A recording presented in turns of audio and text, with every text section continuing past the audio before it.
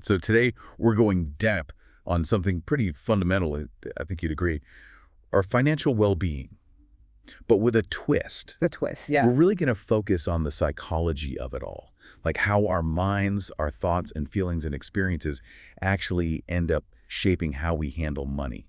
It's interesting you say that because the research I've been looking at really hammers home that point. It's not just about crunching numbers, income versus expenses. It's so much more about mindset, these habits we develop that really drive our financial decisions. And that's exactly what we're going to untangle today. I mean, Okay. we've got this collection of articles and studies here all pointing to this idea that to really get a grip on your finances, you got to understand the psychology behind it. And the goal, at least for me in this deep dive, is to come away with some concrete takeaways, Yeah. things we can all actually use to maybe, shift some of those negative money habits we might have. Absolutely. And what jumps out at me from the get-go, just looking at what you've pulled together here, is how much of this comes down to recognizing that our financial missteps a lot of times aren't about logic.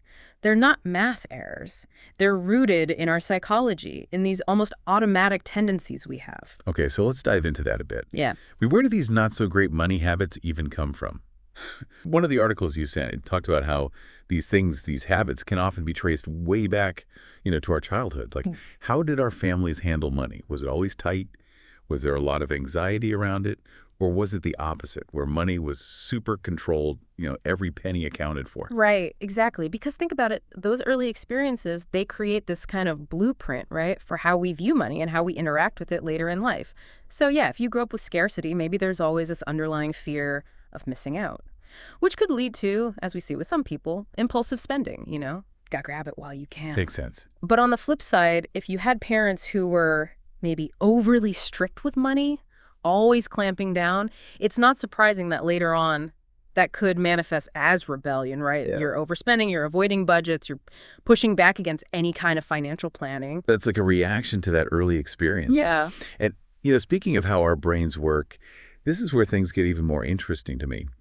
Some of this research you sent about cognitive biases, these mental shortcuts our brains use, it's kind of eye-opening. Like loss aversion. You ever heard of that one? Oh, for sure. It's a classic. It's basically this feeling that losing, even a small amount, hurts way more than gaining the same amount feels good.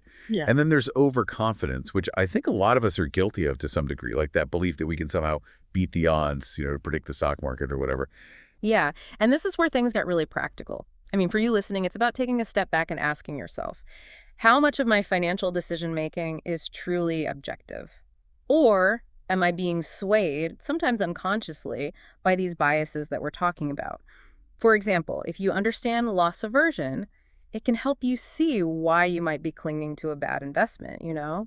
You're so afraid of that loss that you're not making a rational decision to sell. Yeah, and the overconfidence thing, that can lead to some pretty risky moves too, right? You're so sure you know what's going to happen that you maybe don't diversify your investments the way you should. Exactly. And that's why awareness is so key here. Because once you see these biases at play, you can start to counter them, make more balanced choices. Okay, so another thing that came up in this material is this concept of mental accounting. Have you heard of this one? Mental accounting. It's fascinating. It's basically this idea that we, without even realizing it, we divide our money into these separate mental accounts, like this is my vacation fund or this is grocery money, that sort of thing. And while it can be useful, like for budgeting, it also seems like it can create problems if you're not careful.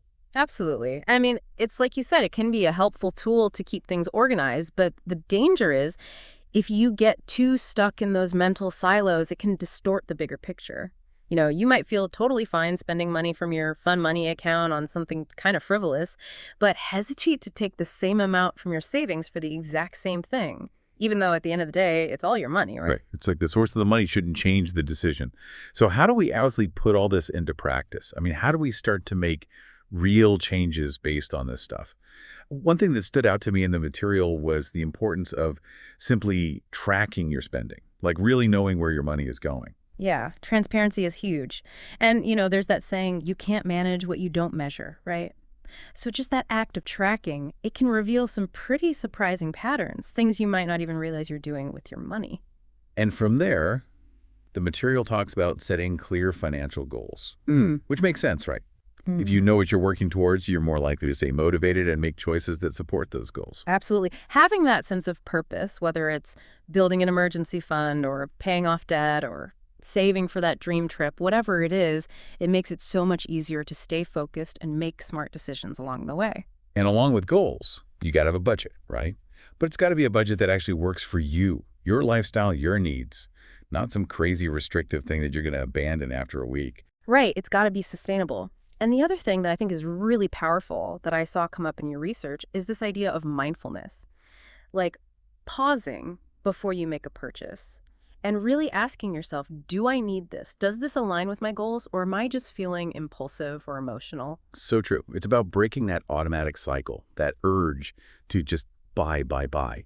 And, speaking of learning and awareness, the material also emphasizes how important it is to educate yourself about these behavioral finance principles.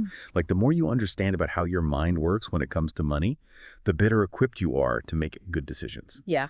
Knowledge is power, right? And it's not just about individual learning either. The research suggests that seeking support, whether it's from a financial advisor or maybe joining a financial wellness group or something like that, it can make a huge difference because you've got that accountability, you've got other perspectives, you're not in it alone. So basically what we're saying is, you're not stuck with the money habits you have, even if they feel really ingrained. You can change them, but it takes effort. It takes awareness. It takes action. It's about rewiring your financial mindset to make choices that support your well-being, not undermine it. Exactly. It's about understanding that your relationship with money is a deeply personal thing, and it's shaped by so many factors, including your psychology. But the good news is, by gaining insight into those factors, you can absolutely create a more secure and fulfilling financial future for yourself. So on that note, here's something I want you to think about as we wrap up. Think about a recent financial decision you made, any decision, and ask yourself, what beliefs, what emotions might have been driving that choice? And knowing what we've talked about today, is there anything you might do differently next time a similar situation comes up? Thanks for joining us for this deep dive. It's been a pleasure. See you next time.